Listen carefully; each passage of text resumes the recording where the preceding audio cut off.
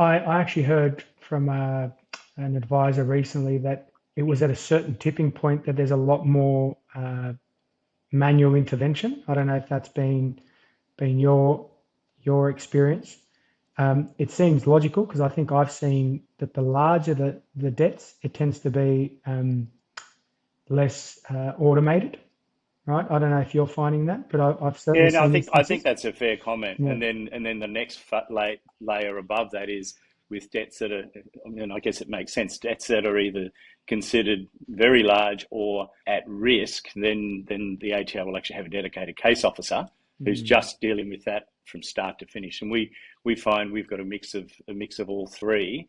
And they all have their sort of benefits from a client perspective. If you're with a case officer, then you know things are very serious, but at the same time we're getting consistency, and we can actually sort of build an agreed exit strategy with the one person we're dealing with within the ATO. So do you find that they get better results? Well, look, I think we're getting good results across the board, but Mm.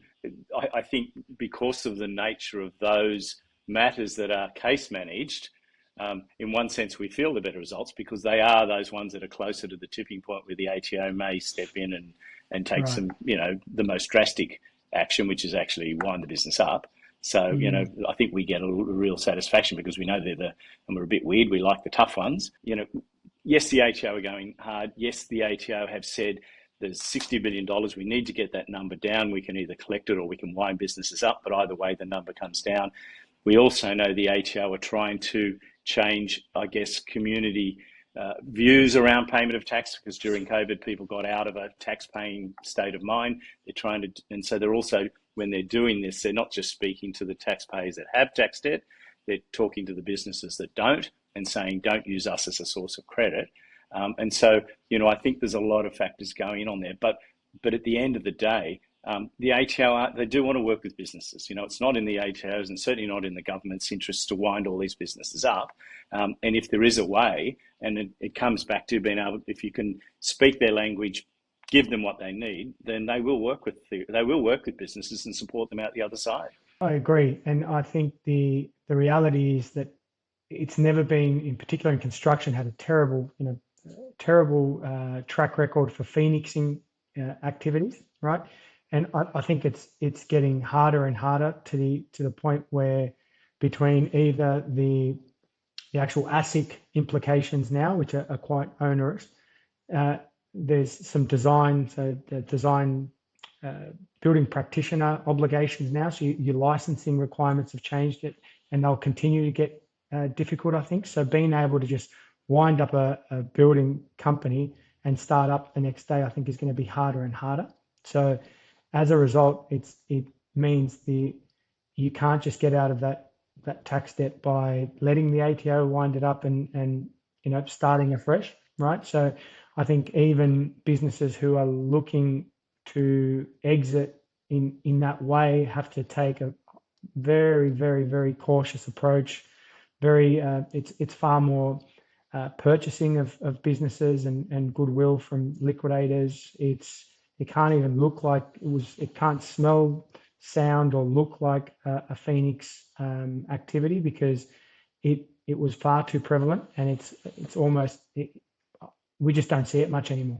No, and it's interesting because that term Phoenix, has got a bad rep because I certainly know I remember talking to the head of the Phoenix section. This was a number of years ago, and I said, "Look, my view is there's a legal Phoenix and there's an illegal Phoenix," and he went 100%. And I said, "What's the difference?" And he said, "No more complicated than value."